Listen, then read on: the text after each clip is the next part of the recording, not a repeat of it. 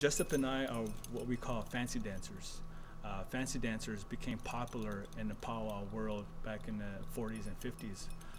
My father, Jessup's grandfather, his name is Jessup. So we named our son after my father, after his grandfather. He was a world champion fancy dancer back in his day.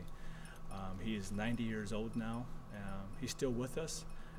It's a big honor for us to carry on this tradition as dancers and artists, as Native Americans, because we're passing on the gift that was given to us by our grandfathers and our elders, so I can pass it on to my son.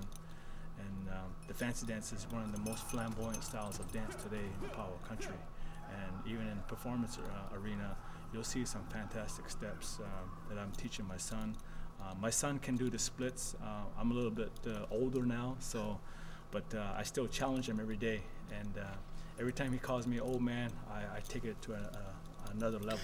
So try to show him up too, because we have a little duo whenever we go to elementary schools, and we leave it up to the students to be the judges who's a better dancer. And I think so far I've been winning every contest, right? I have basic steps that I teach the children, because I do what they call workshops and residencies in elementary schools. I go into a school and teach the kids basic steps of fancy dance, of Native American dance.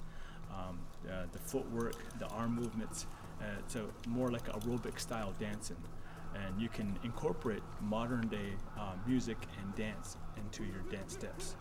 For example, I go to a lot of inner city schools, and hip hop is one of the major dance popular with students now today. So they'll incorporate some of the hip hop movements in my dance and say, Mr. Yazzie, can you do the crisscross? Can you do the sea walk? Can you do the moonwalk?